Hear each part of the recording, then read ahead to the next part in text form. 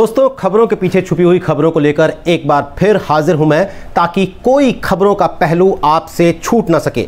सबसे पहले हम बात करेंगे किसान आंदोलन की, जहां सरकार और किसानों के बीच की बातचीत जो है वो तारीखों के फेर में फंस गई है। आखिर ये पेंच फंसा कहां हुआ है? हम इसके अलावा बात करेंगे रॉबर्ट वाड्रा की, जिनके दफ्तर पर इनकम टैक्स ने छापा मारा है, लेकिन वाड्रा के लिए ये कितनी बड़ी मुसीबत है इसकी पड़ताल करेंगे। मैं आपको लेकर चलूंगा दिल्ली के करीब मुरादनगर, जहां 2 दर्जन से ज़्यादा लोगों की दर्दनाक मौत के बाद लोगों का गुस्सा सड़कों पर है। हम बात करेंगे दुनिया की सबसे अमीर शख्सियतों में से एक जैक मा की, चीनी अरबपति बिजनेसमैन जो 2 महीने से लापता है रहस्यमयी परिस्थितियों में। क्या ये चीनी सरकार की कोई साजिश है? इस बात की भी जांच करेंगे हम। इसके अलावा अमिताभ बच्चन ने बॉलीवुड एक्टर सोनू सूद को किस बात की शुभकामनाएं दी हैं? साथ ही भारत और ऑस्ट्रेलिया के बीच टेस्ट सीरीज को लेकर क्या बवाल मचा हुआ है? ये तमाम बातें हम करेंगे आने वाले आधे घंटे में।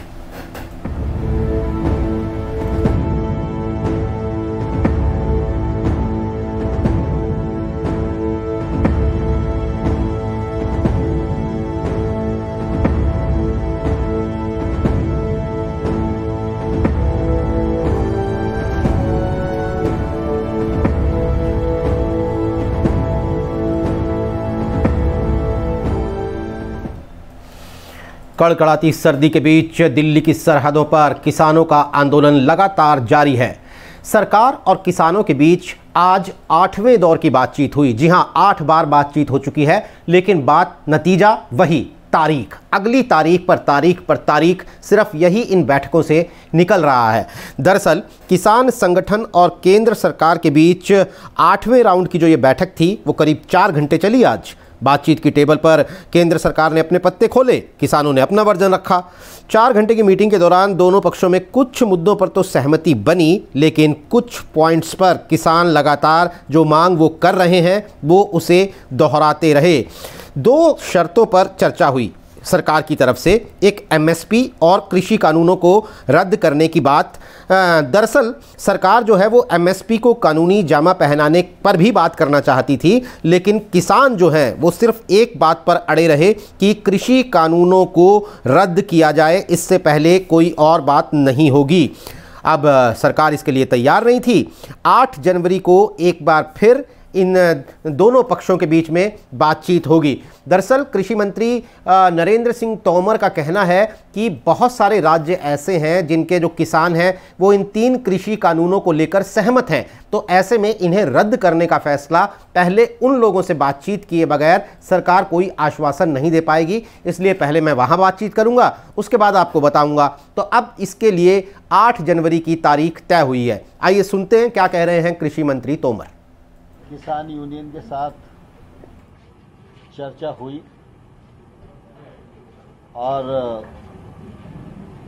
भारत सरकार के 2 कानून नए और एक संशोधन, ऐसे जो 3 कानूनों के बारे में चर्चा चलती है, उस पर लोग चाहते थे कि यूनियन क्लॉज वाइज चर्चा करें, जिससे कि उसमें से रास्ता निकालने में आगे बढ़ सके। इसी पर बात चलती रही। थोड़ा बहुत बात एमएसपी पर भी हुई, लेकिन आज हम कोई निर्णय तक नहीं पहुंच सके और इसलिए यूनियन और सरकार दोनों ने मिलकर तय किया कि 8 तारीख को पुनः 2 बजे बैठेंगे और इस चर्चा को आगे बढ़ाएंगे। चर्चा में स्वाभाविक रूप से माहौल अच्छा था, लेकिन एक्ट रिपील पर अड़े रहने के कारण कोई रास्ता बन नहीं पाया। देखिए भाई, किसान जो लगातार कह रहे हैं कि वो कृषि कानूनों को रद्द करने से नीचे मानने वाले नहीं हैं। ये सर्दी, बारिश, 0 डिग्री की तरफ बढ़ता हुआ टेम्परेचर, परिवारों को हो रही परेशानी, इन सब के लिए किसानों ने ये ऐलान किया हुआ है कि सरकार को अगर लगता है कि वो हम ये वक्त की मार या मौसम की मार के बाद उठ जाएंगे, हट जाएंगे अपने आंदोलन से, तो वैसा तो हम करने वाले हैं नहीं। तो आज की बैठक में भी 3 कृषि कानूनों को रद्द करने की मांग को लेकर किसानों ने यही रुख दिखाया है। खैर, बैठक के बाद किसान नेताओं ने क्या बातचीत की वो आपको सुनाते हैं। बातचीत हुई और 3 कानून पर बातचीत हुई। ओके। हाँ, और उसके बाद में नहीं कोई सहमति बन पाई। और किसानों ने स्पष्ट कहा और एक सुर में कहा कि कानून वापसी से पहले कोई समझौता नहीं है। ठीक है, ठीक है। सरकार का क्या रुख है? आपने पिछली बार जो मीटिंग हुई थी उसमें आप लोगों ने साफ कह दिया था कि 3 काले कानून जो आप लोग कहते हैं उनको वापस लेने पे बातचीत होगी और एमएसपी पे बात। इन दोनों मुद्दों पे क्या बात हुई? एमएसपी पे आज नहीं चर्चा करी, उसी दिन एमएसपी पे भी चर्चा होगी। आज पूर्ण रूप से इसी पे ही होगी। अच्छा, हमने ज्यादा उनकी कोई संशोधन वाले प्रस्ताव नहीं सुने किसान ने। सिर्फ उसी पे ही बात होती रही। वापसी पे ही आप बताओ, उसी का ही एजेंडा सरकार को बनाना पड़ेगा कि वो कैसे लेंगी, वो पूरा फार्मूला। 8 तारीख को अब क्या बातचीत होगी? 8 को फिर यही बात होगी। नहीं, क्या कुछ आपको लगता है आगे प्रगति हुई है पिछली बार से? हाँ, पिछली बार से कुछ लगे। आपको लग रहा है कुछ उम्मीद है? थोड़ा हाँ लगे कुछ के उसी पे ये सलामा सवरा करके उसी पे ही आएंगे। आपका जो प्लान है एजुटेशन का वो चलता रहेगा? जो हाँ, प्लान क्या कोई, हाँ प्लान क्या कुछ चेंज हुआ करें। अच्छा, हाँ प्लान तो बन गए। 26 जनवरी के दिन किसानों ने ऐलान किया है कि वो अपने ट्रैक्टरों पर दिल्ली के अंदर किसान गणतंत्र परेड निकालेंगे। दरअसल ये ऐलान करके किसानों ने सरकार के ऊपर एक ज़बरदस्त दबाव बनाया है, क्योंकि 26 जनवरी को जो राजपथ पर परेड निकलती है जिसमें प्रधानमंत्री, राष्ट्रपति और इस बार इंग्लैंड के बोरिस जॉनसन जो हैं वो चीफ गेस्ट हैं वहाँ पर, तो पूरी दुनिया की नज़र हमारे उस 26 जनवरी के समारोह पर रहती है। और ऐसे में अगर किसान अपने ट्रैक्टर लेकर दिल्ली के अंदर आएंगे तो जाहिर तौर पर सरकार के लिए बहुत मुश्किल होगी, एक ख़राब छवि जा सकती है दुनिया के अंदर। ये सरकार के ऊपर एक दबाव है। लेकिन 8 तारीख की अब बैठक में क्या होता है ये देखना होगा। किसान जिस तरीके से दिल्ली के जो सरहदों पर बैठे हुए किसान हैं, ये जिस तरीके से 3 कृषि कानूनों को रद्द करने की बात पर अड़े हुए हैं, उससे लगता नहीं कि ये पीछे हटेंगे। ऐसे में बहुत ही दिलचस्प होगा ये देखना कि सरकार क्या रास्ता निकालती है। वैसे बहुत साल पहले जब भी ये बैठक होती है तो मुझे आर.के. लक्ष्मण का एक कार्टून याद आता है। बहुत साल पहले आर.के. लक्ष्मण ने एक कार्टून बनाया था जिसमें एक मीटिंग से बाहर निकलते हुए लोग खुशी से चिल्ला रहे हैं कि मीटिंग सफल हुई क्योंकि अगली मीटिंग का टाइम तय हो गया। तो ये बार बार किसानों और सरकार के बीच बातचीत में यही हो रहा है। खैर, चलते हैं अगली खबर की तरफ। और अगली खबर है रॉबर्ट वाड्रा की। रॉबर्ट वाड्रा के दफ्तर पर इनकम टैक्स डिपार्टमेंट ने छापा मारा है। दरअसल उन्हें एक नोटिस भेजा गया था, इनकम टैक्स डिपार्टमेंट ने बुलाया था उन्हें अपने दफ्तर में, वो नहीं आए तो भाई इनकम टैक्स डिपार्टमेंट वाले उनके दफ्तर पहुंच गए। दरअसल दिल्ली के साउथ ईस्ट दिल्ली में सुखदेव विहार में रॉबर्ट वाड्रा का एक दफ्तर है। वहीं पर इस वक्त इनकम टैक्स के लोग उनसे पूछताछ कर रहे हैं, उनका बयान दर्ज किया जा रहा है। सूत्रों का कहना है कि आयकर विभाग की टीम रॉबर्ट वाड्रा से बीकानेर और फरीदाबाद में कुछ ज़मीन घोटाले हैं कथित तौर पर, उनके सिलसिले में पूछताछ कर रही है। आरोपों के मुताबिक रॉबर्ट वाड्रा की फर्म सनलाइट हॉस्पिटैलिटी ने राजस्थान के बीकानेर में ज़मीन घोटाला किया है। जांच एजेंसियां कहती हैं कि वाड्रा के स्वामित्व वाली स्काईलाइट हॉस्पिटैलिटी ने करीब 70 हेक्टेयर ज़मीन 72 लाख रुपए में खरीदी और फिर इसे एक और कंपनी एलेग्नी फिनलेज को 5.5 करोड़ रुपए से ज़्यादा में बेच दिया, यानी विशुद्ध रूप से 4 करोड़ 40 लाख रुपए का मुनाफा कमाया। रॉबर्ट वाड्रा कांग्रेस की अंतरिम अध्यक्ष सोनिया गांधी के दामाद हैं, ये हम सब जानते हैं। प्रियंका गांधी से उनकी शादी हुई है। दरअसल आयकर विभाग ने पहले भी एक नोटिस भेजा था रॉबर्ट वाड्रा को, लेकिन उस वक्त कोविड का प्रकोप जो है वो बहुत ज़्यादा था, कोरोना महामारी का, तो रॉबर्ट वाड्रा ने जाने से मना कर दिया। आयकर विभाग ने उनकी बात मान भी ली थी, लेकिन आज आयकर विभाग को रॉबर्ट वाड्रा की जो ना आना था वो पसंद नहीं आया और वो खुद उनके दफ्तर पर पहुंच गए। इस छापामारी के बारे में रॉबर्ट वाड्रा क्या कहते हैं, सुनिए। We've answered everything and we are here to cooperate and answer any agency, anything, whatever they ask. But you have been questioned for more than 9 hours. Sir, is there anything which you would like to show? It's notices and whatever they have questions about, we answer that. It's not a problem. What can you please tell us? It's general, whatever, anything, whatever all my works are, everything they want to ask, they're most welcome to ask. Of Benami properties also, allegations of Benami properties also. I can't understand. Sir, allegations of Benami properties are also. There is nothing related to that. Whatever their queries are, those are being answered by me. Sir, क्या दोबारा कुछ बुलाया गया है या बोला गया? अगर आएंगे दोबारा आंसर कर लेंगे यार, कोऑपरेट तो करना है। आज पूछताछ हुई कि पूछताछ चलिए, क्या रहा, मतलब क्या अरे आपसे सवाल पूछे? जो उनको लगा लास्ट 5-7 साल में जो भी मेरे काम है उनके बारे में जो उनकी क्वेरीज थी वो सारे आंसर कर दी। वैसे दिलचस्प बात है कि नवंबर 2015 में हरियाणा के सीएम मनोहर लाल खट्टर ने कहा था कि 6 महीने के अंदर रॉबर्ट वाड्रा जेल में होंगे। ये जो फरीदाबाद में ज़मीन घोटाला हुआ था इसके सिलसिले में उन्होंने ये बात कही थी, लेकिन 5 साल बीत चुके हैं, बात अभी तक सिर्फ पूछताछ पर, नोटिस पर, इन्हीं सब पर अटकी हुई है। रॉबर्ट वाड्रा जो है वो जेल में तो कम से कम सरकार उन्हें अभी तक नहीं भेज पाई है। खैर, चलते हैं अगली खबर की तरफ जो काफ़ी दर्दनाक है दोस्तों। दिल्ली के करीब मुरादनगर में 25 लोगों की मौत हुई है और ये दर्दनाक हादसा दरअसल एक छत गिरने की वजह से हुआ। उसके बाद पुलिस ने 3 लोगों को, 3 स्टाफ अधिकारियों और कर्मचारियों को गिरफ्तार तो किया है, लेकिन लोगों का गुस्सा जो है वो सड़कों पर उतरा हुआ है। जो मारे गए इस हादसे में लोग, उनके परिवार वाले जो हैं वो जवाबदेही तय करने की बात कर रहे हैं, गुनहगारों को सज़ा देने की बात कर रहे हैं। आप देखिए ये रिपोर्ट। प्रशासन सोया नहीं रहता तो 25 लोगों की जान नहीं जाती। घोटाला करने वाले शमशान में भी कमाई का हिस्सा खोजने वालों ने अपना काम कर दिया। घोटाला ऐसा हुआ कि महज 4 महीनों के छोटे वक्त में ही शमशान का वो शेड मलबे के ढेर में तब्दील हो गया और वो मलबा 25 लोगों की कब्र बन गया। यकीन करना मुश्किल है, जिन लोगों ने जान गंवाई उनमें से कई अपने परिवार में इकलौते कमाने वाले थे, अपने परिवार का सहारा थे, लेकिन रविवार को अंतिम संस्कार में शामिल होना उनके लिए जानलेवा साबित हो गया। मुरादनगर का रहने वाला रॉबिन भी इस दुनिया में नहीं है। रॉबिन और उसके चाचा दोनों कल इस शमशान में अंतिम संस्कार में शामिल होने के लिए पहुंचे थे, लेकिन घोटालेबाजों ने फंड को डकार कर शेड नहीं बल्कि कब्र तैयार की थी, जो 25 लोगों को मौत की नींद सुला गई। इस वक्त मैं गाजियाबाद के मुरादनगर की एक गली में हूं और इसी गली में एक चाचा भतीजा वो शमशान घाट गए थे अंतिम संस्कार में शामिल होने के लिए और उसी दौरान हादसा हुआ जिसकी वजह से चाचा और जो भतीजा थे उनकी जान चली गई। दुखद बात यह है कि परिवार में चाचा और भतीजा ही सिर्फ थे और कोई कमाने धमाने वाला नहीं था, इसलिए परिवार ज्यादा गमजदा है। हम जो परिवार के एक बुजुर्ग हैं उनसे बात करने की कोशिश करते हैं। किस तरह से ये पूरा हादसा हुआ था इसके बारे में? ऐसा सुबह टाइम गए थे वहाँ उसे क्रियाक्रम करने के लिए, जब प्रार्थना सभा कर रहे थे तभी ऊपर से सारी छत आ पड़ी, कोई भी नहीं बच पाया। वहाँ से दो चार बाहर थे वही बचे, नहीं सब के सब अंदर ही खत्म हो गए। ठेकेदार ने इतना रेत झड़ रहा था उसमें ऐसा मेटेरियल कम करा। हम तो यही प्रार्थना करते हैं कि आज ऐसी घटना न हो, ठेकेदारों को सुझाव जो इसमें कार्य करता थे छत में उनको कड़ी से कड़ी सजा दी जाए।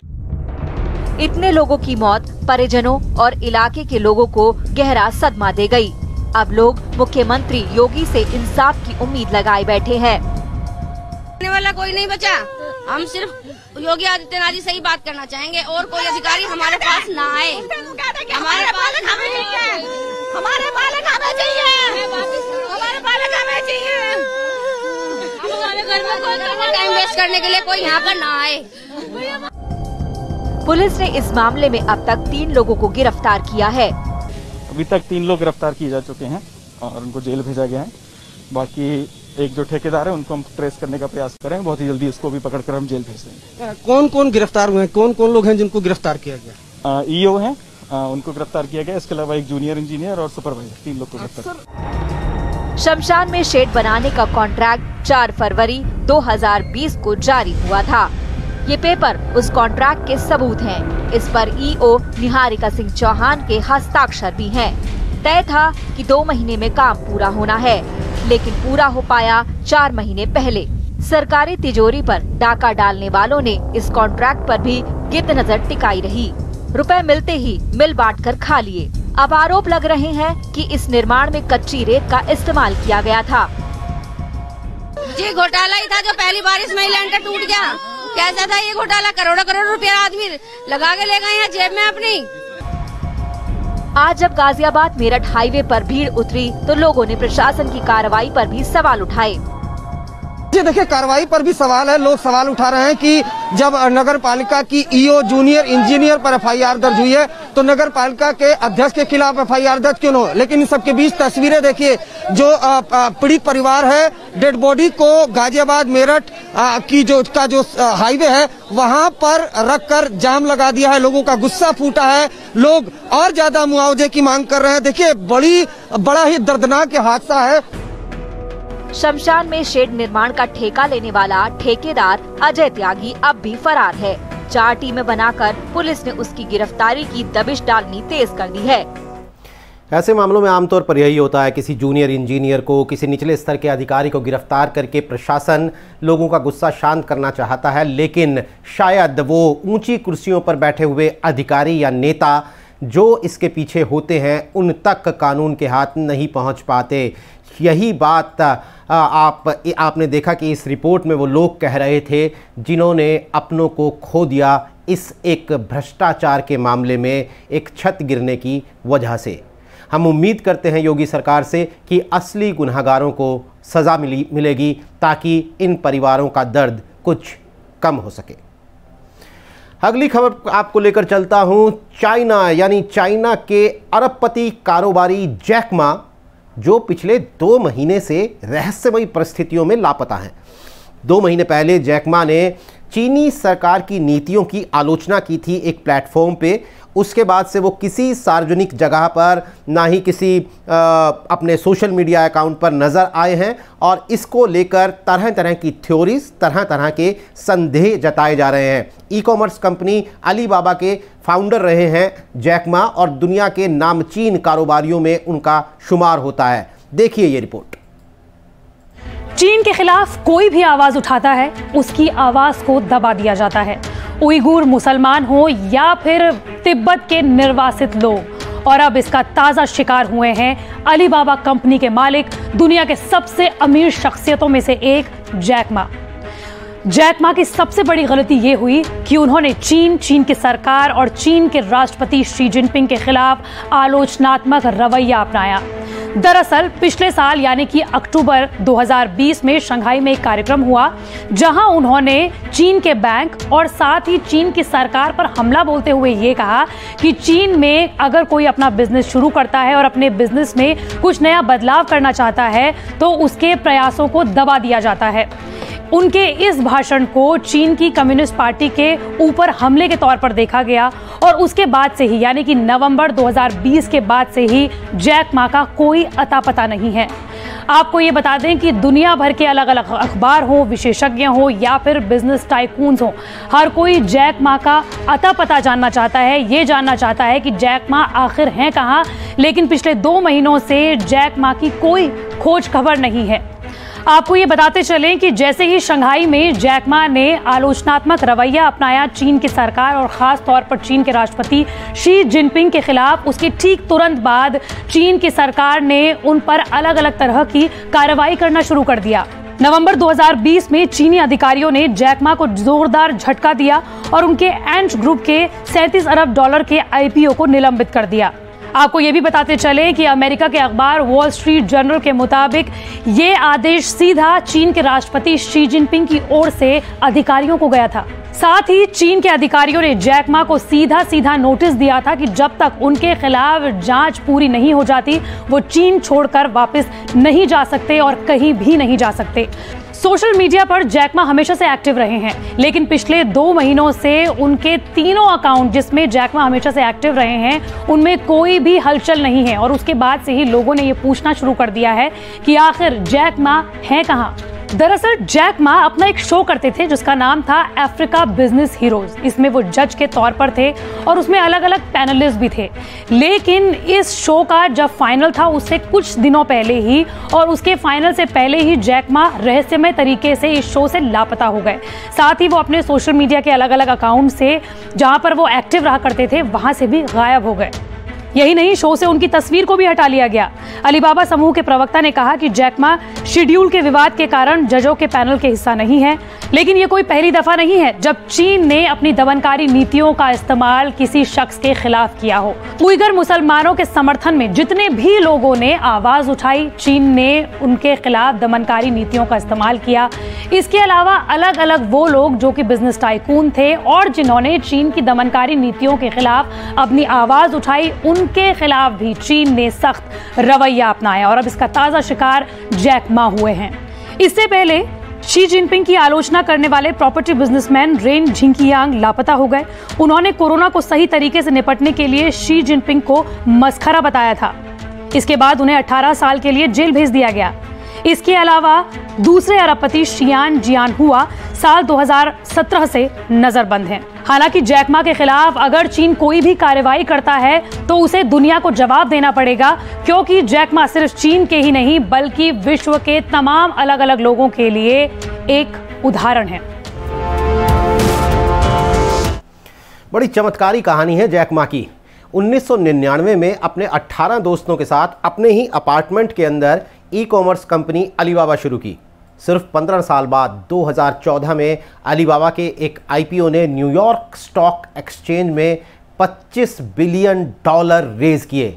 उस साल फोर्ब्स मैगजीन ने सबसे अमीर चीनी कारोबारी जैक मा को घोषित किया। 2016 में वो सबसे अमीर एशियाई कारोबारी की लिस्ट में शामिल हो गए। इसके बाद उन्होंने भारत में भी करीब $4 बिलियन का निवेश उनकी कंपनियों ने किया हुआ है, जिनमें वो को फाउंडर हैं, फंडिंग की हुई है इसी दायरे में। हालांकि पिछले साल अगस्त में जब भारत और चीन के बीच सीमा विवाद हुआ तो अलीबाबा ने अपने जो निवेश थे भारत में उनके प्लान्स थोड़े होल्ड पर डाल दिए थे। लेकिन भारत नहीं, पूरी दुनिया के लिए अलीबाबा जो हैं वो एक ऐसी शख्सियत हैं जिसकी तरफ पूरी दुनिया के युवा भी बहुत उम्मीदों से देखते हैं और कारोबारी भी। तो ऐसे में उनका गायब होना आसानी से हजम तो नहीं होगा लोगों को। ये खबर इस तरह आसानी से तो दब नहीं जाएगी जिस तरह से चीन में बाकी कई खबरें दबा दी जाती हैं। तो आने वाले दिनों में देखना होगा कि जैक मा किस हालत में हैं और वो वापस किस तरीके से आते हैं। अब चलते हैं बॉलीवुड, जहां बॉलीवुड एक्टर सोनू सूद को अमिताभ बच्चन ने शुभकामना दी है। अपने ट्विटर हैंडल पर सोनू सूद की फिल्म किसान के लिए अमिताभ ने सोनू को कांग्रेचुलेशंस कहा है। यह फिल्म है जिसमें लीड रोल में है सोनू सूद। इस फिल्म का नाम किसान है, जैसा मैंने आपको बताया। सोनू ने शुभकामना देने के लिए अमिताभ बच्चन का आभार जताया है। जाहिर तौर पर वो आभार जताएंगे। हालांकि इस फिल्म का सेंट्रल थीम क्या है इसके बारे में ज़्यादा जानकारी तो नहीं मिल पाई है, लेकिन दोस्तों आजकल तो किसान आंदोलन जो है वो बहुत ही सुर्खियों में है। तो इस ट्वीट से सोनू के भी और अमिताभ बच्चन के भी इन ट्वीट से ये अंदाज़ा लग रहा है कि ये किसान आंदोलन पर आधारित फिल्म हो सकती है। सोनू सूद इस साल मार्च में जब कोरोना महामारी का लॉकडाउन शुरू हुआ था, उस दौरान प्रवासी मजदूरों को अपने गांव, देहात, शहरों तक पहुंचाने में सोनू सूद ने जिस तरह की भूमिका निभाई थी, उसके बाद से वो लगातार सोशल मीडिया से लेकर सुर्खियों तक छाए हुए हैं और इसीलिए उनकी इस फिल्म को इसका फ़ायदा मिलना भी लाजमी लगता है। अब बात क्रिकेट की, जहां ऑस्ट्रेलिया में चल रही भारत और ऑस्ट्रेलिया की टेस्ट सीरीज के ऊपर से विवादों का साया खत्म होने का नाम ही नहीं ले रहा। दरअसल तीसरा टेस्ट है 7 जनवरी से और चौथा टेस्ट है 15 जनवरी से और इस चौथे टेस्ट को लेकर एक विवाद खड़ा हो गया है। क्या है वो, जानने के लिए देखिए ये रिपोर्ट। टीम इंडिया ऑस्ट्रेलिया दौरे पर है, जहां विवादों और मुश्किलों का दौर थमने का नाम नहीं ले रहा। इस बीच चौथे टेस्ट को लेकर नई मुश्किल खड़ी हो गई है। भारत और ऑस्ट्रेलिया के बीच चौथा मैच क्वींसलैंड में ब्रिस्बेन शहर के गाबा मैदान पर होना है। टीम इंडिया वहां नहीं खेलना चाहती है क्योंकि ब्रिस्बेन में बायो बबल और क्वारंटीन को लेकर नियम बेहद सख्त हैं। क्वींसलैंड सरकार ने कहा है कि अगर भारतीय क्रिकेट टीम सख्त क्वारंटीन नियमों का पालन नहीं कर सकती है तो उन्हें वहां आने की जरूरत नहीं है। भारतीय खिलाड़ी सख्त क्वारंटीन की संभावना से नाखुश हैं। ऑस्ट्रेलियाई मीडिया की एक रिपोर्ट के मुताबिक भारतीय खिलाड़ियों ने फिर से सख्त क्वारंटीन में जाने का विरोध किया है।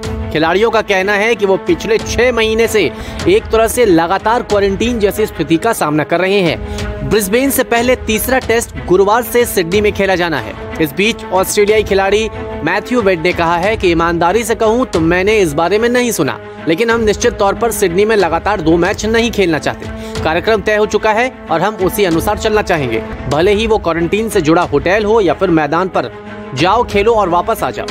भारतीय खिलाड़ी ऑस्ट्रेलिया पहुंचने के बाद 14 दिन के लिए आइसोलेशन में रहे थे। एडिलेड, कैनबरा, सिडनी और मेलबर्न में मैच की तैयारी करते हुए उन्हें थोड़ी आजादी दी गई। इससे पहले टीम इंडिया के रेस्टोरेंट में जाने की खबर को लेकर विवाद खड़ा हो चुका है, जब एक वीडियो में कथित तौर पर 5 खिलाड़ी मेलबर्न के रेस्टोरेंट के अंदर खाना खाते नजर आए। ऑस्ट्रेलियाई और भारतीय क्रिकेट बोर्ड जैव सुरक्षा प्रोटोकॉल के कथित उल्लंघन की जांच कर रहे हैं। चौथा टेस्ट ब्रिस्बेन में 15 जनवरी से खेला जाना है। अब देखना यह होगा कि उससे पहले इस विवाद का आखिर क्या हल निकलता है। न्यूज़ तक ब्यूरो। अब ये ऑस्ट्रेलिया का कोई माइंड गेम है या कुछ और, क्योंकि दूसरे टेस्ट में भारतीय टीम धूल चटा चुकी है ऑस्ट्रेलिया को, और उसके बाद से मीडिया रिपोर्ट्स में ये माना जा रहा है कि अब ऑस्ट्रेलिया मैदान में अपने खेल के साथ साथ टीम इंडिया के साथ माइंड गेम जो है वो भी और बढ़ाएगी। तो क्या ये विवाद उसी माइंड गेम का हिस्सा तो नहीं है? खैर, तीसरे टेस्ट जो कि 7 तारीख से शुरू हो रहा है, परसों से शुरू हो रहा है, उसमें हम भारतीय टीम को शुभकामनाएं देते हैं और उम्मीद करते हैं कि वो एक बार फिर शानदार प्रदर्शन करेंगे। तो दोस्तों, आज के लिए बस इतना ही। कल फिर आपसे मिलूंगा इसी तरह खबरों के पीछे छुपी हुई जानकारी लेकर, और उन खबरों का आपकी और मेरी ज़िंदगी पर क्या असर पड़ने वाला है, ये बात की भी हम ज़रूर इस बारे में भी डिस्कशन करेंगे, बातचीत करेंगे। आज के लिए इजाज़त दीजिए। नमस्कार।